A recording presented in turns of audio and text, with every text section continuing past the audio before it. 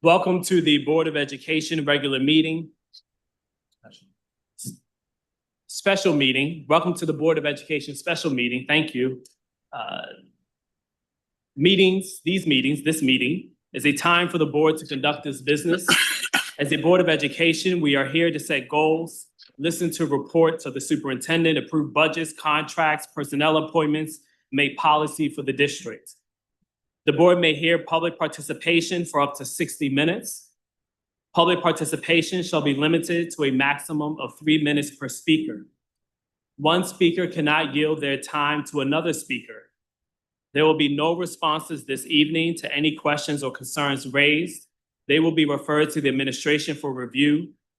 As adults, we serve as positive role models for our students. Please be respectful of people. We ask speakers not to make defamatory comments or use abusive or vulgar language. We're going to try to balance in-person and virtual participation. And right now online, they can hear us, but we cannot hear them. So we're trying to correct that matter.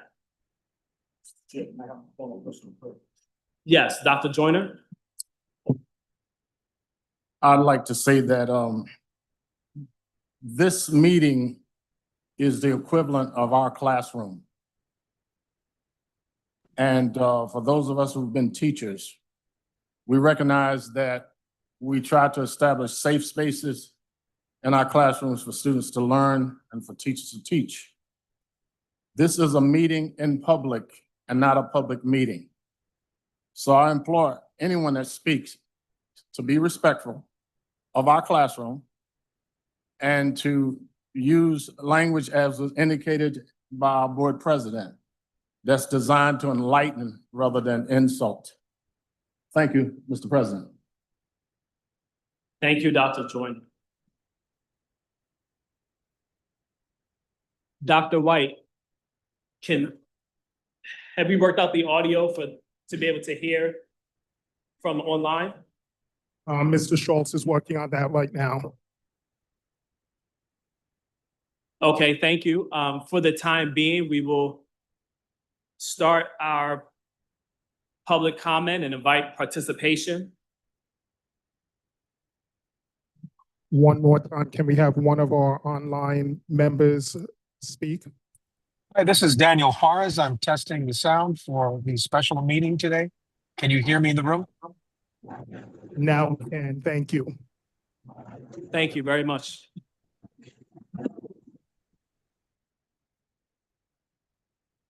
Our first speaker is Ashley Stockton.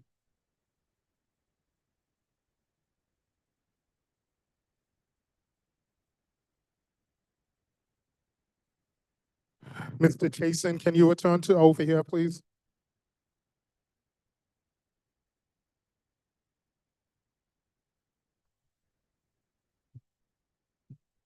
Dr. White, before you start the clock, I just want to say you really can't hear. You just can't hear it. Yeah. It's not, you can't hear it. You're sitting there. I'm trying to turn it up as best we can. Okay.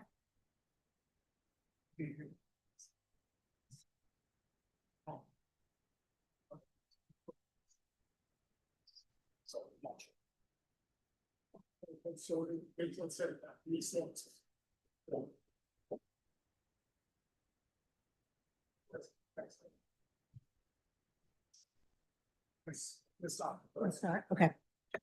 I'm going to begin by sharing a portion of the transcript from the June 23rd budget mitigation presentation. In it, Dr. Negron said, quote, "I also want to talk about travel and mileage. There was a lot of talk about travel and mileage. I'm going to cut that line by $200K, but I also want to clarify and make sure that we have the correct narrative. That line doesn't mean that we're all traveling and collecting mileage. That line, let me go back to my numbers because my people know I love to speak with facts and speak with numbers, staying true to my transparency. I am pleased to know that that particular budget line that speaks about travel and mileage also includes the amount that we pay for our athletic transportation. It is baked into that line. But everyone wanted to say that we're wasting money traveling everywhere. Well, guess what? Our athletes need $290,000 to be able to travel to all their games. That is part of that line. So now I hope that brings clarity on what does that mean when you read travel and mileage, unquote. Today, I read the budget draft that was released in the New Haven Independent. Listed under athletics, not under travel, is $290 for mileage. This makes complete sense to me given current transportation and bus costs. However, I am perplexed as to why this student athletic allocation was highlighted during the mitigation presentation. I'm not aware of calls for cuts to extracurricular sports transportation, but I have heard repeated calls for cuts to personnel travel. In fact, over 1,200 community members have signed a petition calling to freeze spending for all travel and conferences for NHPS employees. These are not the same thing. Typically, I feel confident in my listening comprehension and my critical thinking, but the June 23rd presentation was confusing. My conclusion that cuts to travel and mileage would be connected to athletic transportation was drawn only because Dr. Negron took the time to explain the link connecting the two. Sharing complete and objective information without editorializing allows for an informed community. Respectfully, as someone not permitted to ask clarifying questions at these board meetings, the recent slide decks and presentations have confounded categories and lines. I don't believe this is intentional, but it is an outcome. Please release an up-to-date, accurate, broken apart line item budget to the public. The budget draft released last night, though appreciated, is not a document from which we can operate. I read it closely today, and there are so many inaccuracies in it. An accurate budget doesn't need to have color photos or be a flip book. Standard financial report. Yeah, I'm going to finish my sentence. Yep. Standard financial report format works just fine. Let's move to an inclusive mitigation process. We have a wealth of innovative community members. Budget mitigation for school year 26-27 should begin tomorrow. Please begin planning with intention and collaboration now. Do not wait. Thank you. Our next speaker is Jenny Graves.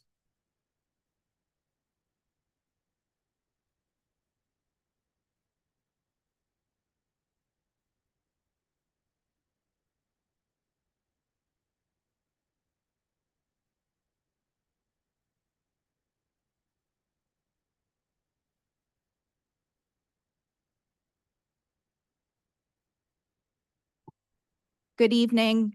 My name is Jenny Graves. I am a preschool special education teacher here in New Haven. I am also the Executive Vice President of New Haven Federation of Teachers. Before I begin my comment tonight, I just want to recognize that Victor Jackson, one of our beloved building managers here in New Haven, has passed away suddenly. He was the building manager at Betsy Ross and my union sibling in 217. So I would just like to have a moment of silence for him.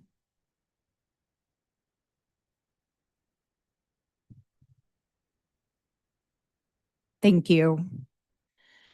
The last 2 school years, we have faced massive budget deficits. We have consolidated classrooms, collapsed vacancies, and voluntarily transferred teachers to fill voids across this district.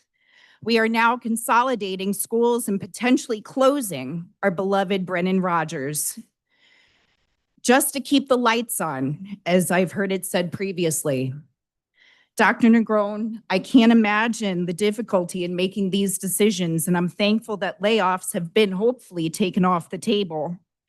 And Mayor Elicker, I thank you for the proposed $3 million more to New Haven Public Schools to mitigate this budget shortfall. I'm grateful that the city has continued to fund our budget to support our schools and students. Regardless of how we close the remaining deficit, my worry continues to be what is yet to come.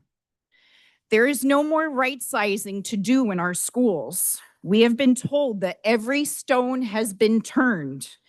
We don't know what will happen when the federal budget comes and how that will affect us here in New Haven. But from what we can anticipate, it could be devastating to our community.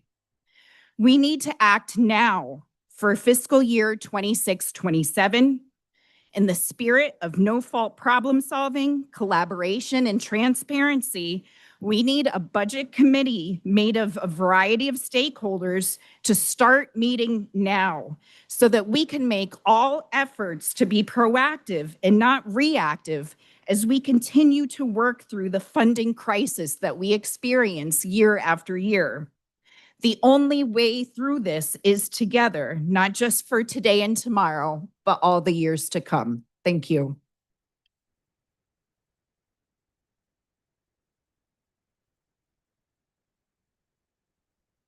Our next speaker is Amber Green.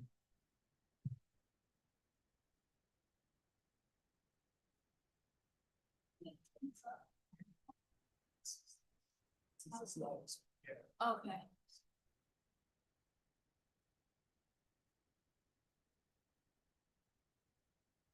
Hello, I am Amber Green, the Family Resource Site Coordinator at Brennan Rogers School. I grew up in New Haven. My mother was a music teacher at Micro Society, Catherine Brennan, and Clarence Rogers School, where I attended pre-K, all of which will be closed by the end of this meeting if you vote yes. I later went to Timothy Dwight, which closed while I was attending, so I had to go to Troop School, where my mother also taught, and eventually Hill House, where my brother taught. One summer in high school, I worked as a youth at work counselor for the Family Resource Center at Wexler Grant, which is turning into an alternative school. So the center will be closed in that area and moved elsewhere. And now, as an adult, having gotten my bachelor's degree from Yale University, I came back to Catherine Brennan, now named Brennan Rogers, to work the very same job as my supervisor from that one summer 10 years ago as a Family Resource Site Coordinator, only to find at the end of my very first year that this school is also closing. It's either closings are following me or there's a pattern of schools being closed in poor Black and brown neighborhoods because they don't perform to standards, or schools are so poorly maintained that the buildings become unsafe, or that's what they tell us. And on top of all of this, the family resource centers, which are directly funded by the state, are being attacked. Family resource centers provide resources like free diapers, food, clothing, play groups, after-school programs, and summer programs for families in the schools and greater community. Our programming mainly focuses on families with babies ages birth to 3. And since we are based in the school system, we also work with pre-K and kindergarten. Friday afternoon, we received the news that our pre-K through first grade summer programs could not include children from kindergarten and up. So we had to tell parents yesterday that their children could not attend after being signed up and waiting for months. And today, it was decided by one of the 4 or 5 assistant superintendents that we cannot have a program at all. Remember, I worked this program as a 16-year-old counselor 10 years ago, and I looked forward to giving back to my community. But now, the New Haven public school system has left a very nasty taste in my mouth, actively taking away opportunities for students and families and disregarding teachers and staff who have worked hard to provide these opportunities shows that your priorities are grossly misaligned. Thank you.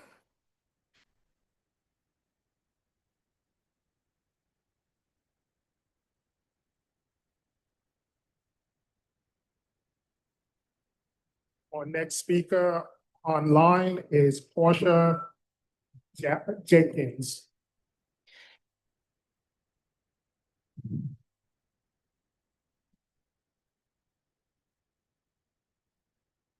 Portia Jenkins, you may speak. Yes.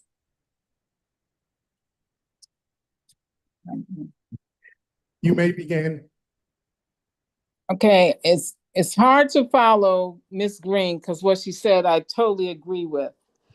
I remember when years ago, and my question is, what happened to kindergarten through sixth grade, seventh and eighth grade schools, ninth through 12, instead of combining them all? What happened to walking to school in your neighborhood? Saved millions from the students being bused all over town.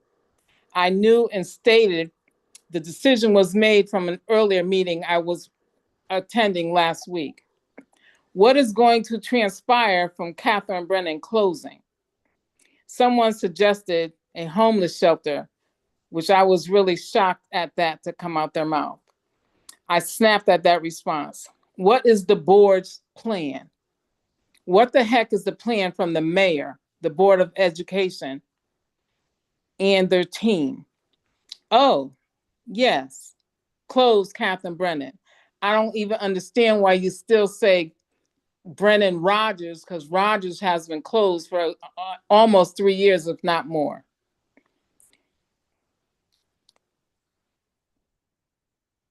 You give opportunity for delinquencies because there's no protection of this area. This is unbelievable. How is it okay for Hooker to have 2 locations, no students being bused there or being shut down? Decisions are made by and come from who? We need more parent participation. What happened to the PTOs? Why have a spontaneous press conference to mitigate the budget when there was already a scheduled press conference to discuss the proposed budget? Shutting down a legacy, my alma mater, and so many other students that grew up in the Brookside Rockview area? Thanks for nothing. Enjoy the rest of this beautiful, blessed day, and I pray you vote the right way or have some reinforcement of the direction that that neighborhood is going. 3 complexes and not 1 school will be in that location. And you also have students coming from West Hills area to attend Catherine Brennan. I don't understand, but who am I? I'm not on any of these panels like I used to be years ago.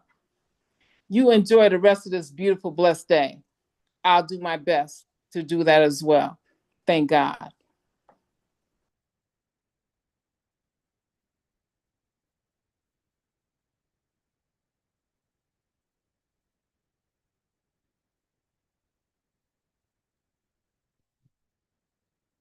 Yes. The next speaker is Maria Page. Maria Page, followed by Matthew Chason.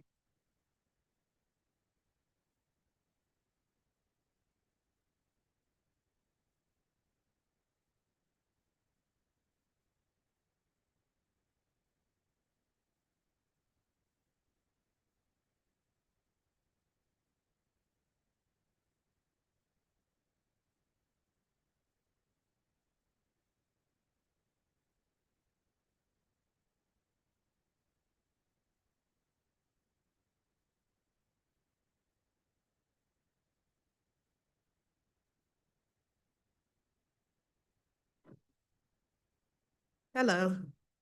Okay. Hi, my name is Maria Harris Page. And I apologize that all 3 of us are not going to be able to speak, but this is my daughter, Aliana Page. She has been here since she was in pre-K 3 for the last 7 years. And now, we're being told at the school close that they're not going to have a chance to say goodbye to their friends. You're ripping everything from them. They have to make new relationships all over again. You're also taking away their solar youth, another program, another free program to the children and to the families that really need those educational programs.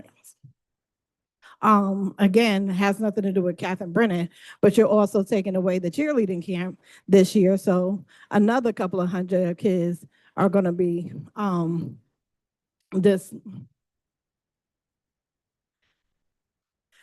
they're not going to be able to have a place to go. All the free programs and all the programs that are in their neighborhood, you're stripping them from, and it's not fair. I have my daughter here, Antoinette. You guys stole 3 years of her education, life from her from 4th grade to 7th grade, and you did it without a blink of an eye. Everybody that's on this panel knew that she was not able to attend school for some strange reason. And it doesn't make any sense that you continue to steal education, a free appropriate public education from all of these children. But I will speak to the public for a second. If you have a 504 plan or an IEP under IDEA, please put in a complaint today and make sure that this district is going to be held responsible for them not transitioning your children properly as the law says. You have the right to keep your children there, and you have the right to sue them if they don't. And that is my time. Oh, nope, I got 42 seconds. Okay, so I will encourage everybody to continue to make the complaints at the IDEA level with the Department of Education so we can keep our schools and our federally funded programs open. This is the third time that you have done this to this school, to this board, where you have taken West Hills, closed it down, Clarence Rogers closed it down, and now you merged kids in the middle of a school year, told them that they didn't have nowhere to go or not to return after Thanksgiving. You guys did this. You set up the class, you set up the children without a blink of an eye. And the reason why we do not have parent engagement is because you allow other principals to come inside the school and have no parent engagement. We are a Title I funded school. We have all these federal programs that have parent engagement. Okay, thank you.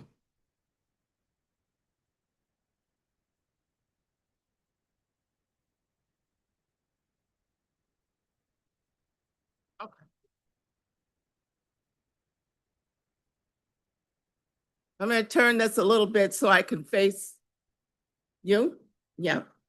I'm thinking so hard about the residents in the community.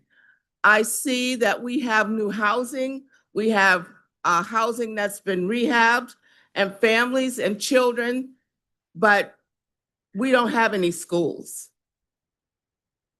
We don't have any schools. We don't have any grocery stores. We're just not a community. So I'm trying to figure out why you think that it is logical or reasonable to close a school that has families in the community. I don't understand. And also, you're closing a voting polling state, a polling we can't vote, okay? We can't vote over there, all right? We have seniors that walk to that poll. And where are they gonna go? You're gonna send them somewhere else? You're gonna send them down to the shack? How are they gonna get there if they don't have any transportation? And you're gonna say, well, call the police because we have the police come pick you up and all that kind of stuff. Are you kidding me right now? You're not even allowing them to have a voice. You're telling them that they have to depend on someone else to make sure that they can vote, which is totally ridiculous. And our voting has grown tremendously in the last few years. Our residents have been really responsible in making sure they get to the polls. And they're educating each other to make sure that they get there. And we have residents who have children.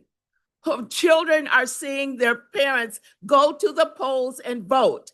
And they're wondering, why are you voting? Well, right now, we're going to ask ourselves, why do we vote? Thank you.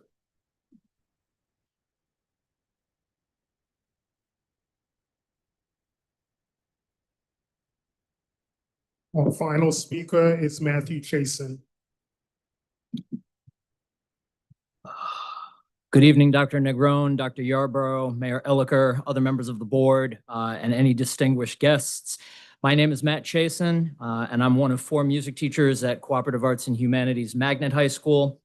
At the end of this past school year, our staff was informed that Miss Amy Migliori, co-op arts director and one of 2 assistant principals in our building, would be permanently transferred to Betsy Ross Arts and Design Academy. In an article written for the Arts Council newspaper by Lucy Gelman, dated June 13th, 2025, New Haven Public Schools spokesperson Justin Harmon was quoted as saying that co-op would have an arts coordinator next year. Upon reviewing the June 2025 draft of the proposed 2025 through 2026 New Haven Public Schools budget, I could not help noticing that co-op is slated to have a principal, 1 assistant principal, no arts director, and a magnet resource teacher. Co-op is an arts-focused high school. Despite the number of assistant principals, there has always been an arts director on staff, whether that person pulled double duty or not.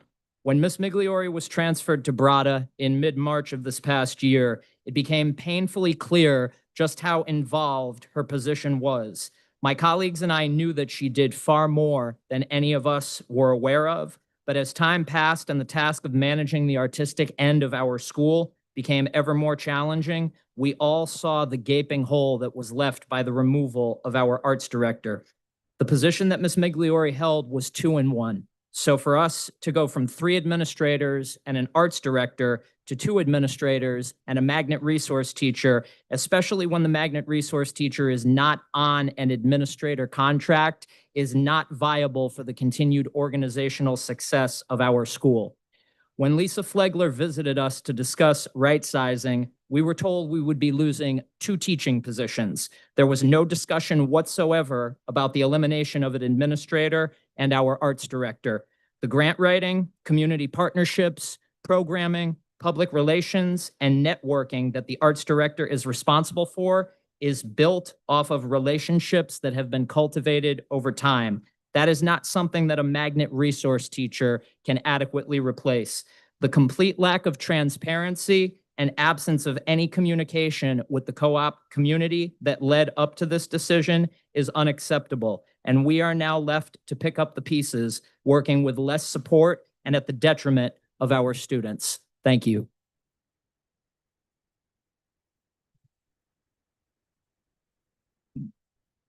Dr. President, that concludes all public comment. Thank you, and thank you for everyone's participation. Next on our agenda is an action item. The proposed FY26 budget. Dr. Negron. Thank you, President Yarborough. Dr. White, can you put up the slide deck, please?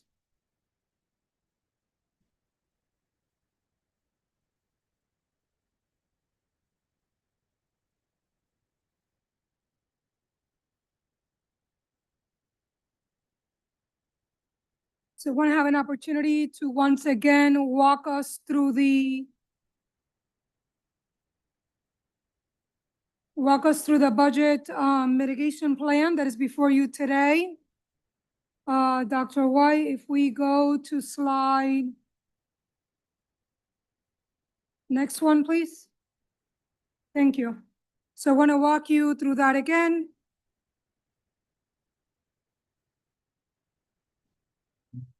So again, this year we have faced unprecedented challenges in crafting our budget, most notably due to the revenue constraints following the conclusion of the American Rescue Plan and Elementary and Secondary School Emergency Relief, also known as the ARPESR funds. As we navigated these difficulties, we were confronted with a projected deficit of $23.2 million, which you've heard me reference now for months. This is an alarming figure that poses a significant threat to our school community and the future of our children, putting at jeopardy the high-quality education that our students deserve, one that adequately prepares them to pursue their dreams. This was our best estimate of how we could possibly close the budget funding gap, which you may recall that I shared with you in April. So that was that slide before this one. Over the course of the past weeks after that presentation, my team and I worked diligently to identify the best course forward to navigate these challenges, prioritizing the quality of student experience and limiting layoffs of the members of our dedicated staff. We have listened to many suggestions made by members of the school district community and also suggested by the public at large. On Monday, June 23rd, I brought forth or proposed budget mitigation plan for 2025-2026 with you, which you are seeing right now in this slide. Again, I want to express my sincere gratitude to Mayor Elicker in the city of New Haven for the additional $5 million in support of New Haven Public Schools, and to the state legislative body for supporting education needs with an additional $3.6 million.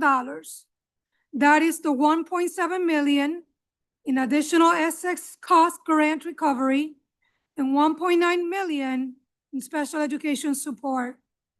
These revenue contributions have helped to reduce the projected deficit to $14.6 million.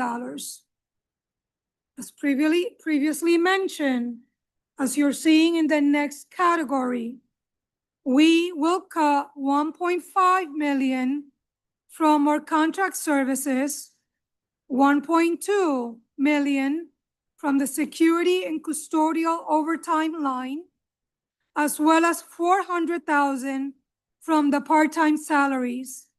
We will cut the travel mileage line item by $200,000. The next category, that's the third column that you're seeing, entails our staffing reductions. $5.3 million in reduced staffing, which is inclusive of $1.8 million in voided vacancies, $820,000 in central office cuts, $1.7 million in classroom consolidations, and $1 million in fiscal year 26 vacancy assumptions. The reductions in staffing, whether in vacancies or in active positions, signify fewer course offerings at the high school level, a large class size across the district within the parameters of the teacher's contract. However, this plan saves all but 3 of the positions for library media specialists, one of which was assigned to central office, ensuring that there will be library media center specialist services at every school. This plan also saves all current positions for arts teachers and all middle school sports program. And thus far, all staff displaced by the elimination of these 76 positions have been placed within the district. This left $5.98 million in a projected deficit for next year.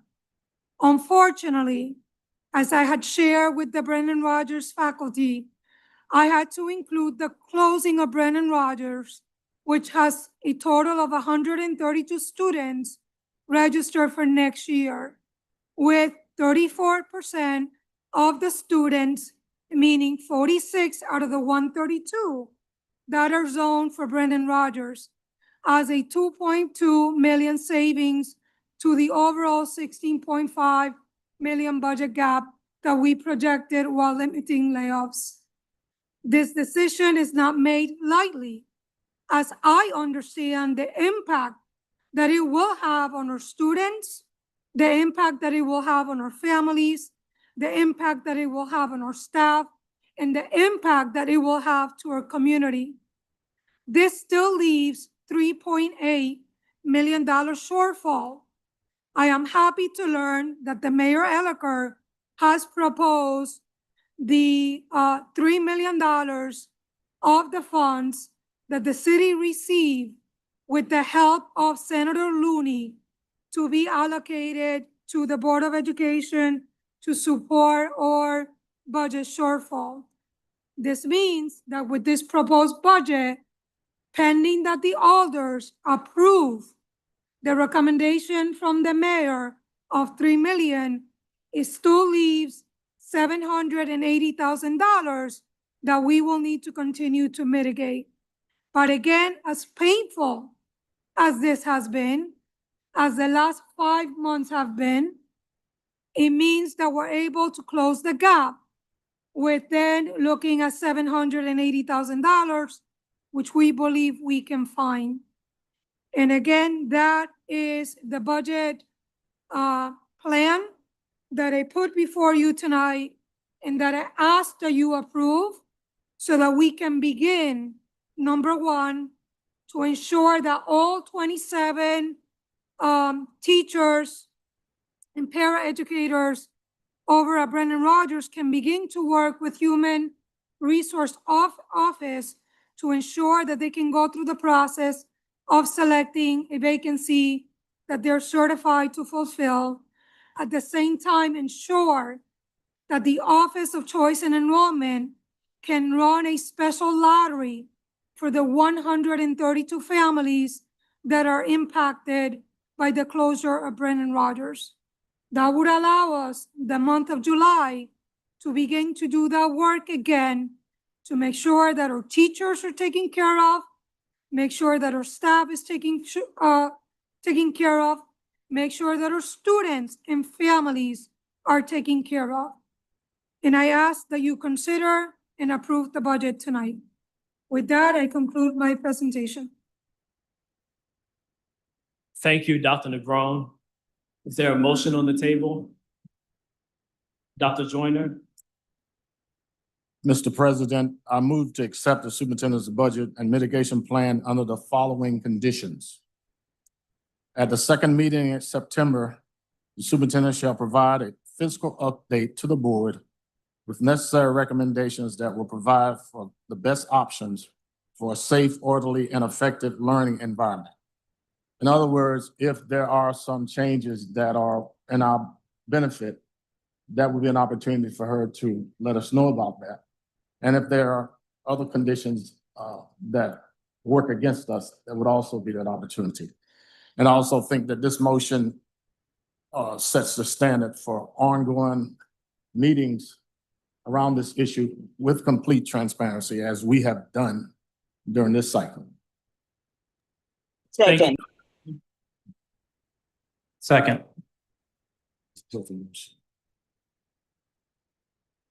Thank you, Dr. Joyner and Dr. Benitez. Seconded. Any discussion? Dr. Joyner? First of all, I commend our citizens for coming out and voicing their concerns, dismay at what we're currently experiencing. But I think it's important for us to look beyond this room to determine what forces are at work that puts us in this position. When I was a young student in a segregated school in North Carolina, my teacher, Mr. Massenberg, said history is prologue. I didn't know what that meant at the time. And he went on to explain that the things that have happened in our past have a lot to do with determining the things that happen in the present. So if you look back on public education in this country, you'll know that there's probably not a person in this room that would have been eligible to attend public schools under Thomas Jefferson, because he wanted a school system for white, well-to-do males. And even when it came to poor white folks, he said, if we can rake a few geniuses from the rubble, perhaps we'll let them in. And anybody in here that's black or brown, you know the fight and battle that black and brown people had to have this so-called separate but equal be that. And of course, we know that that was a big lie, and that it took the country from 1954 until I graduated from high school in 1965 to integrate the school systems in the South. So you're really in a battle with two major institutions, the state government and the federal government. The state government owns public education. By law, schools are a creature of the state. The federal government has various programs like Title I, individuals with disability, and all those issues that were designed to make sure that people got justice in the public education system. What is happening to New Haven right now, you need to understand, has everything to do with the fact that we're having to tax our citizens to make up for what the state and federal government is not giving our school district. Now, what's our tax base? 45% of the properties, only 45% of the properties in New Haven are taxable. That means that 55% are not. That means that those organizations and institutions that occupy that 55% are able not to pay taxes because it's passed on to New Haven residents. Some of those institutions serve our city, our region, our state, the nation, and the world. I don't have to name them. People can come to our hospitals, our schools, and many other institutions that are tax exempt. But who pays the freight? We do. We pay the freight. So in absence of a payment in lieu of taxes, for as long as you live, and for as long as we only have 45% of our properties taxable, we will have this problem annually. And it will probably get worse, not better. Because we don't know what President Trump is going to do regarding monies for education. I think we can probably guess. But education is a creature of the state. That is a legal reality.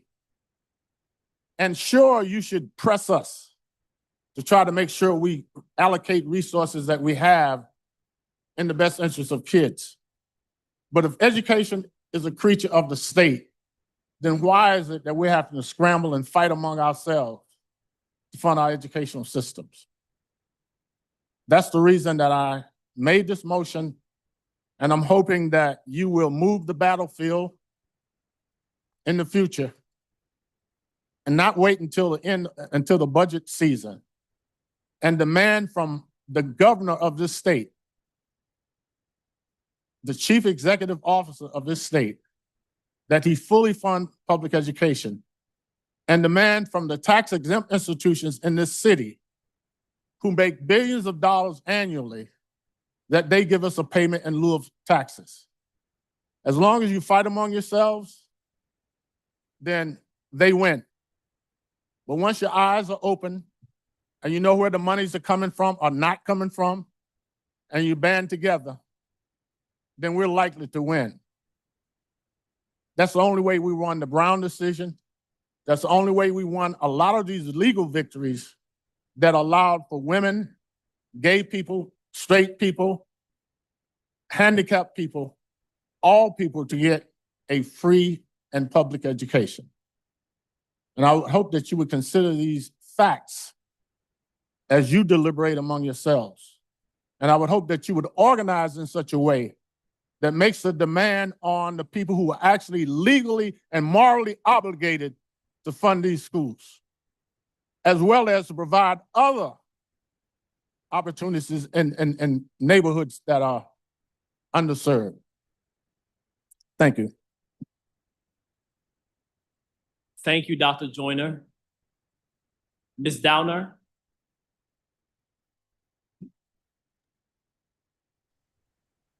Good evening, everyone.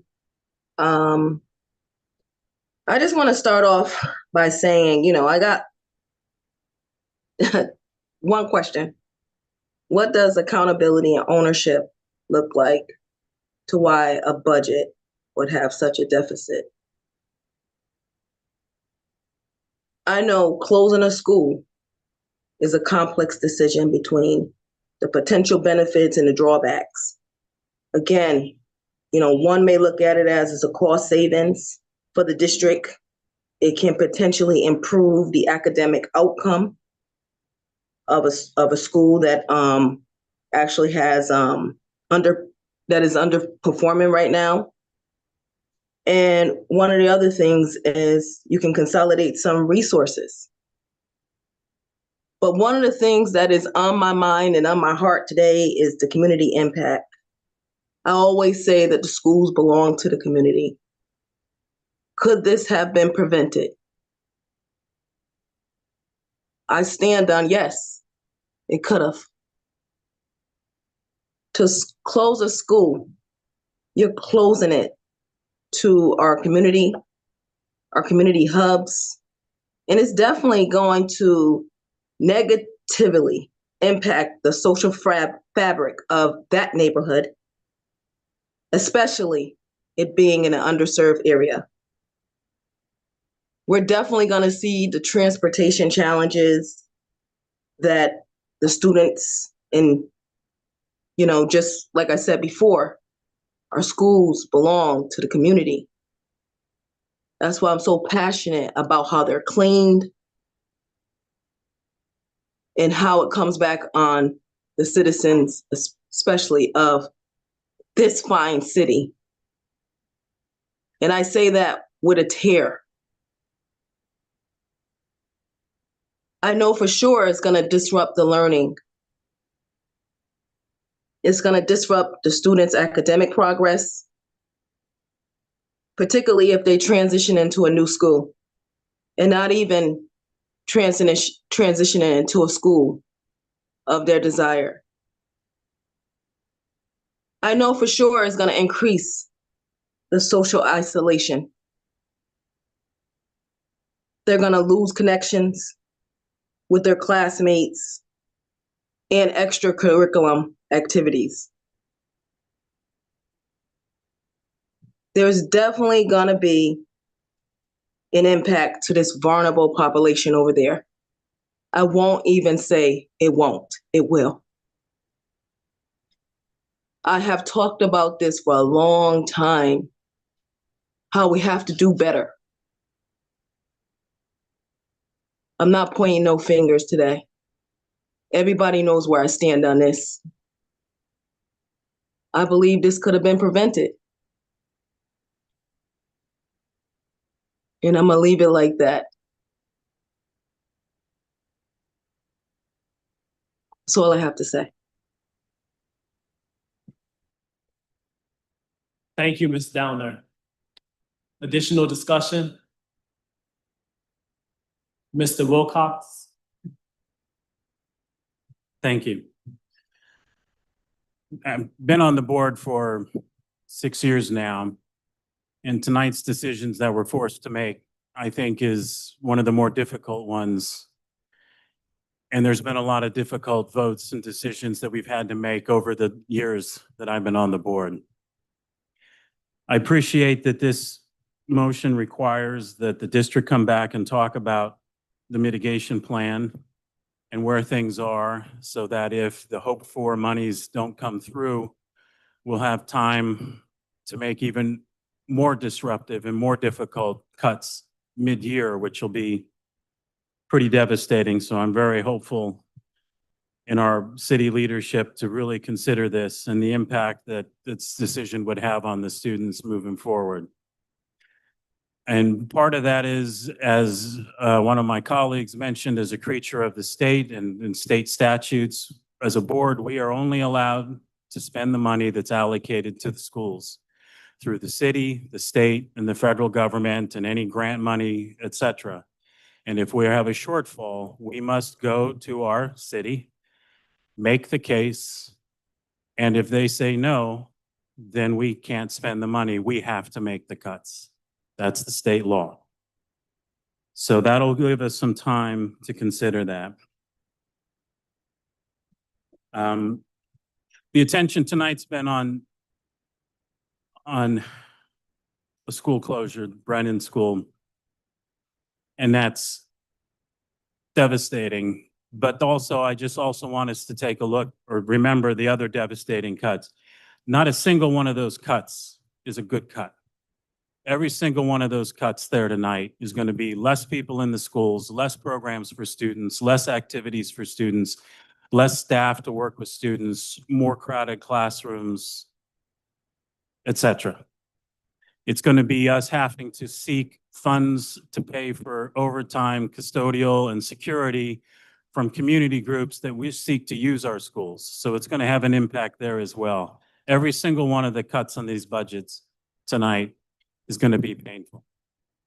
Unfortunately, at the state level, the state had an opportunity this year, a lot of effort, a lot of community members, teachers, paraeducators, others came together, protested, lobbied, wrote letters, testified to try to have the state fix the formula, index it to inflation, and do a variety of other things that would have solved these things.